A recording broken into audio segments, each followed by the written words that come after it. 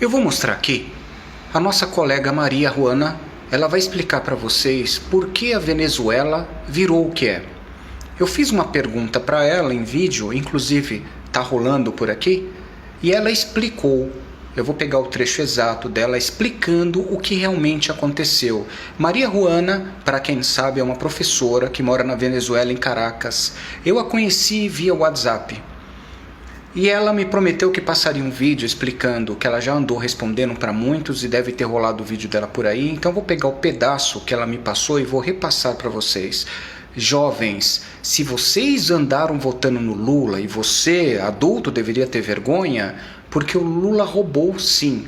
E ele vai voltar para continuar roubando. Só que tem uma vantagem agora. Como ele já tem mais de 70 anos, ele não está nem aí o que vai acontecer com o povo brasileiro.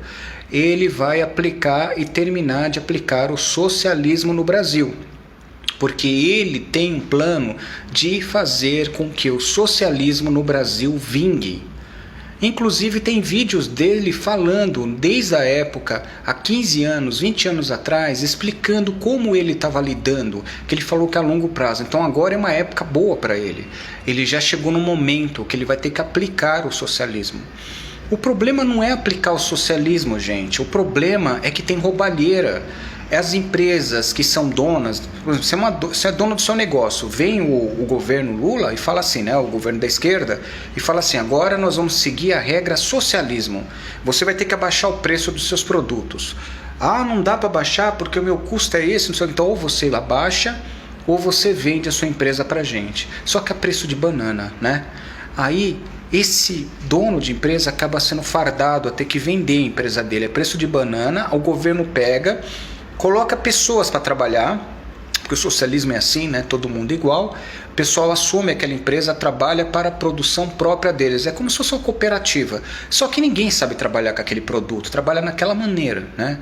E aí coloca um símbolo na caixinha escrito Hecho en Socialismo. Só que eu já vi esses produtos, tá? Porque na Venezuela eu já comprei muitos.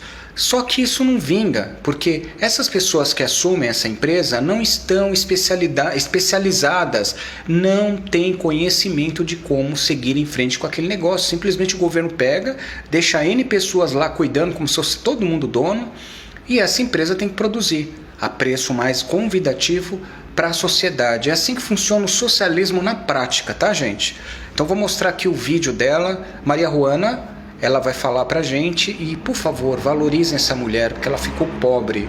Era uma professora muito boa, excelente, tá? E agora ela depende de ajuda do governo. Está morando numa casinha bem simples, inclusive vocês podem ver o fundo do vídeo dela, a verdade que ela está passando, tá? E ela vai explicar, vocês podem ver que ela tem um método mais fácil de explicar. Por isso que eu prefiro que ela fale com vocês, jovens e pessoas. Vamos assistir? Por favor, curtam, comentem, compartilhem esse vídeo para todos que andaram votando no Lula. Mas eu sei que vão continuar votando, porque parece que as pessoas têm uma cachola na cabeça que são virtual. Não, porque Lula roubou, mas ele roubou como todo mundo rouba. Não, todo mundo não. Eu não roubo, eu prefiro ficar pobre, eu não prefiro não roubar ninguém. Isso se chama dignidade. Tem gente que fala, Lula rouba, mas é digno. Como você rouba e você é digno, não é? E Lula, quem é que dá o presente para ele? Os presos. Os presos estão tudo glorificando ele. Aliás, foram votos vindo dos presos também. Os grandes presídios são os que mais votaram no Lula. Acreditem. Porque eles sabem muito bem que Bolsonaro não dá trela para preso nenhum, né? Ladrão nenhum. Mas as pessoas preferem a parte da ladroagem, infelizmente. Muitas delas. Porque para ter aquele número de votos, é que grande parte das pessoas estão roubando, estão sendo enganadas, ou, sinceramente falando, não estudaram. Vamos ver? Maria Juana, por favor, o seu vídeo.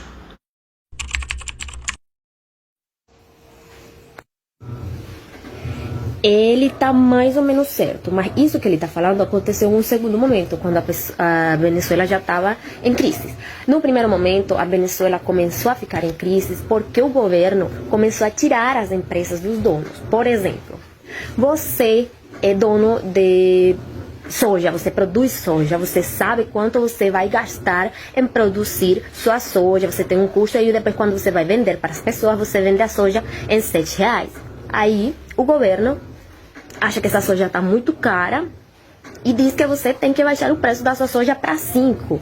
E se você não aceita, você vai ter que vender a sua empresa por uma miséria para o governo, ou você vai a perder sua empresa. Eles vão a expropriar. Isso era o que acontecia em Venezuela. Então, o dono da empresa não ia vender a soja por 5 reais porque gerava prejuízo para ela.